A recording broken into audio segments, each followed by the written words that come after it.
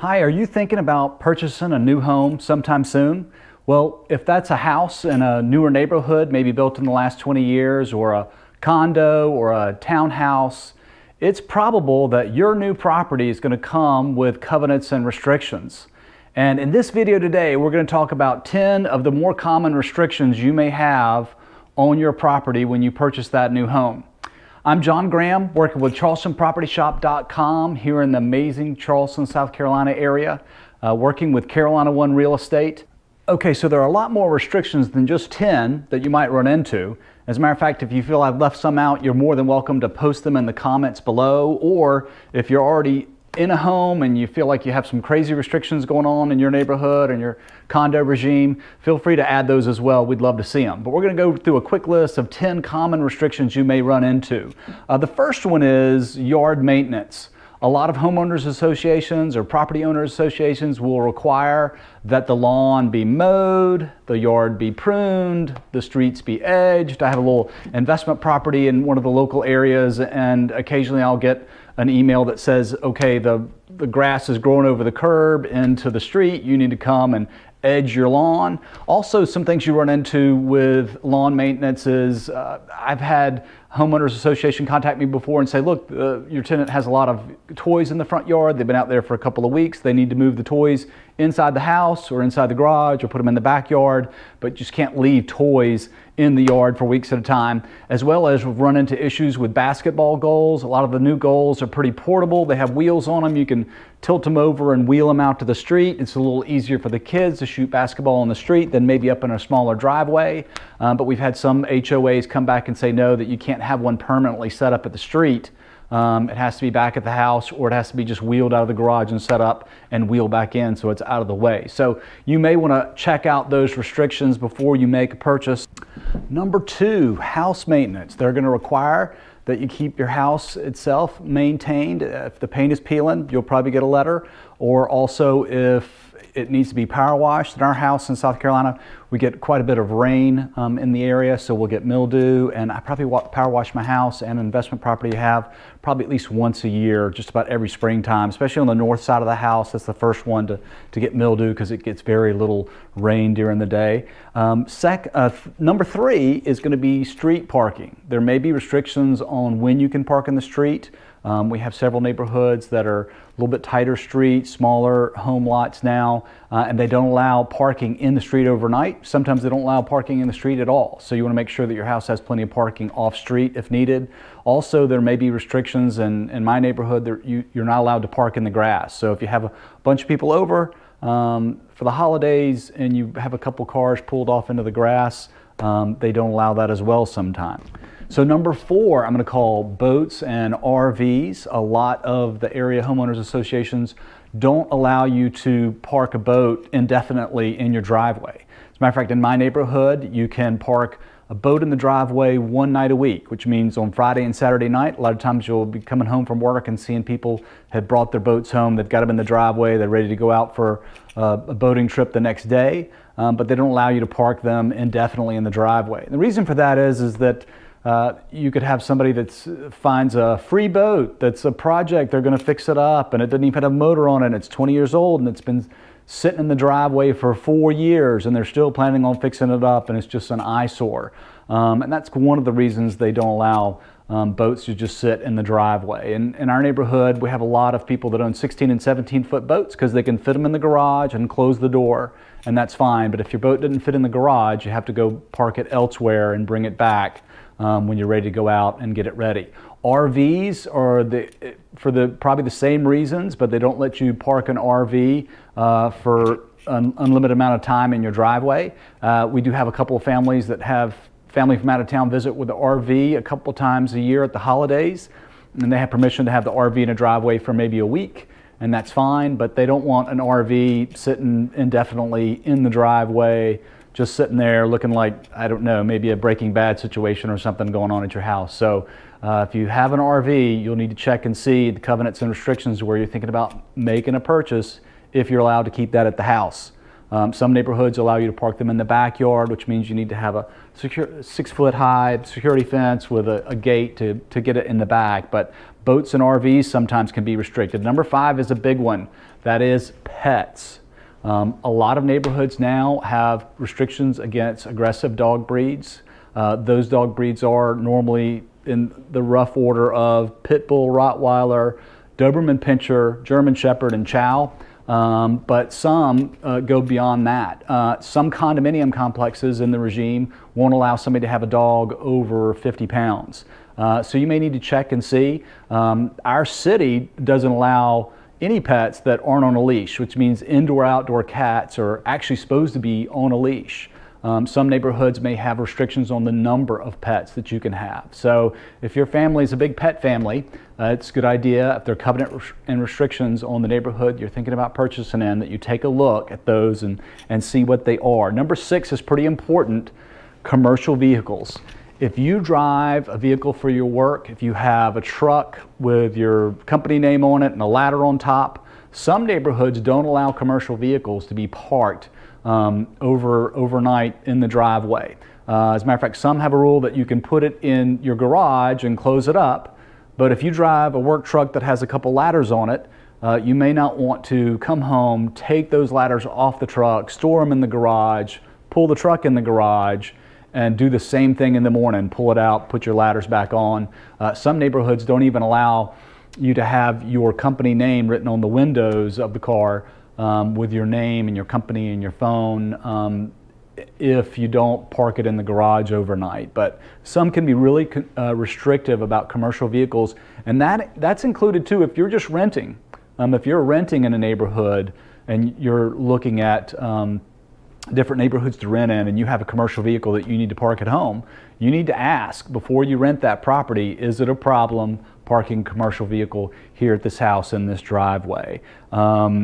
Another thing that you need to be aware of, whether you're renting or owning, is some covenants and restrictions don't in a lot of neighborhoods, let you run a personal business out of the house. So if you're just on the phone and taking a briefcase back and forth, that's typically not a problem if somebody works at home in that manner. But if somebody has UPS pulling up to the door twice a day, delivering packages and picking up packages, that could be a big issue.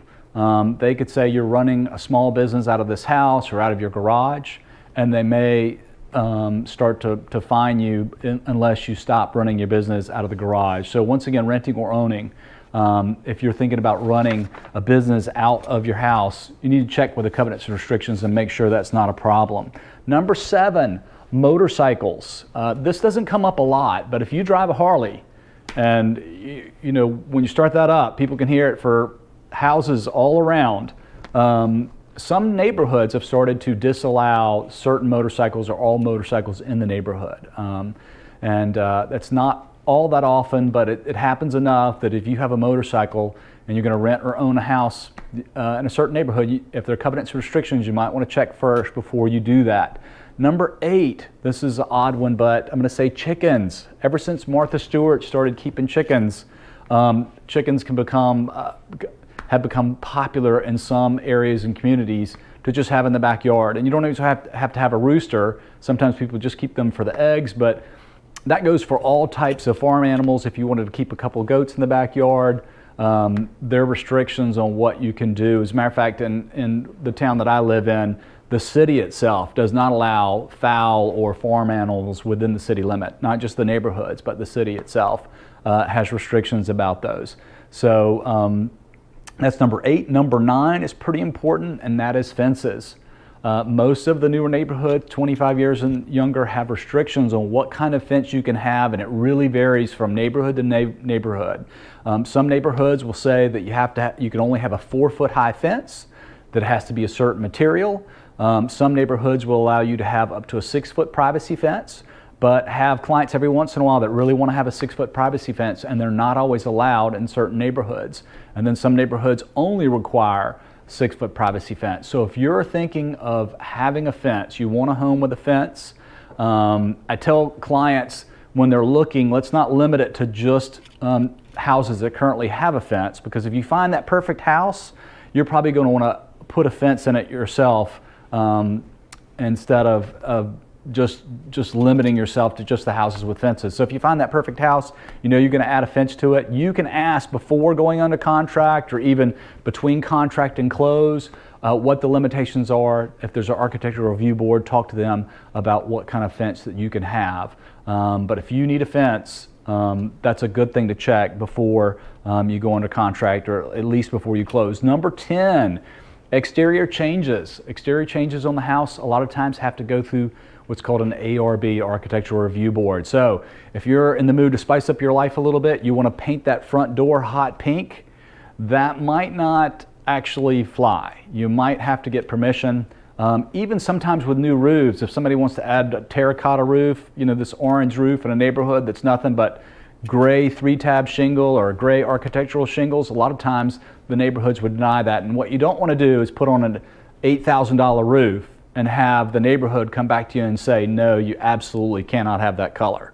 So if they have a standard application to make exterior changes, most of the time that has nothing to do with interior changes. You can paint your house whatever you want on the inside, but outdoor colors, front door, the color of the house, the roof color, those things may have to go through an architectural review board before you can make those changes. In my specific neighborhood, we have a $45 application. We send that in.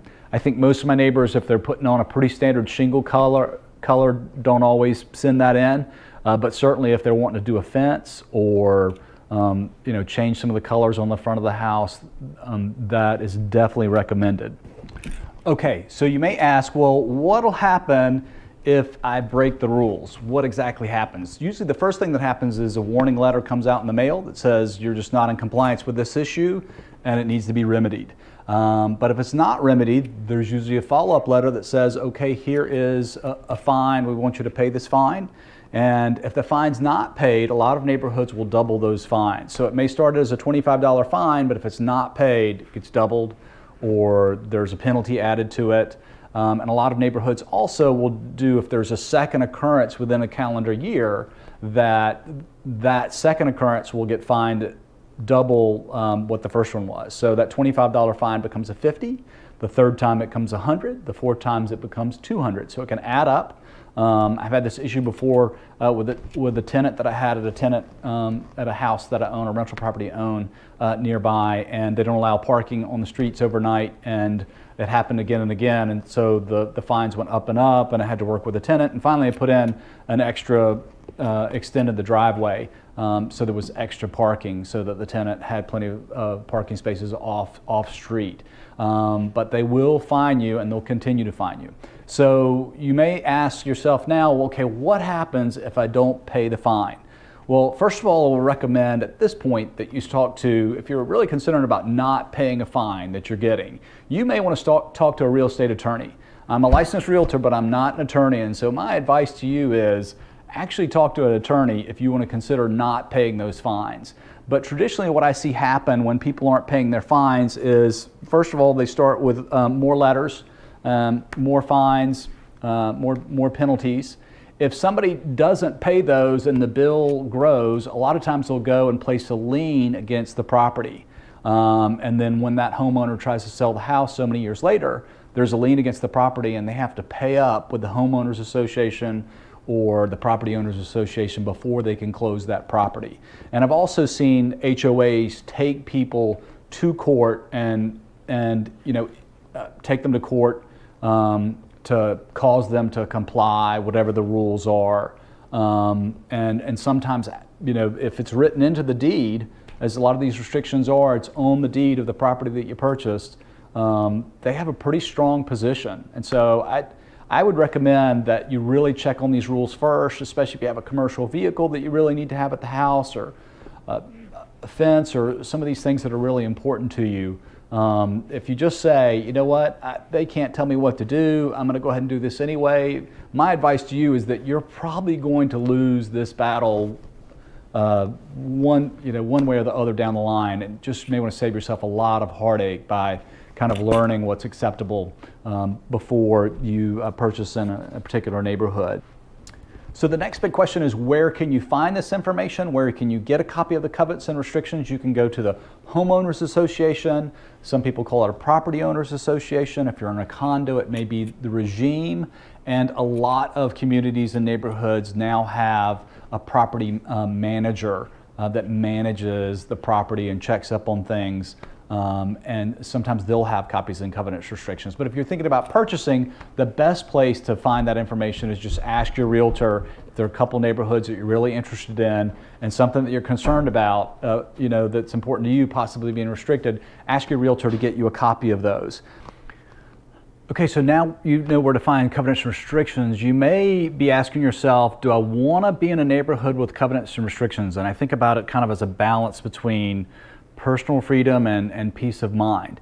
Do you want to be able to keep a boat in the backyard, put a couple commercial vehicles in the driveway, do whatever you want, versus do I want my neighbor's grass to be 2 feet tall and there's nothing I can do about it, and they're restoring a couple of classic cars, and then we've got cars sitting in the yard for a couple of years waiting to get around to that restoration period.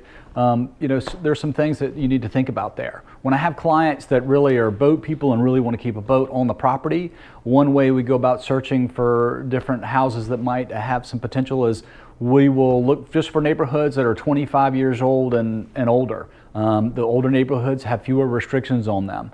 Also, you can go through to individual neighborhoods and just pick neighborhoods that you like and then find out if they allow a boat or allow a commercial vehicle or allow you to work out of your home. And once you answer those questions, you can set up a search that looks for houses just in those neighborhoods. So when they come up, they're immediately emailed directly to you that day as soon as they hit the market. And you know, okay, I found a neighborhood where it's got some restrictions, but the ones that I don't want to have are not there. So that's the way I suggest that you approach that.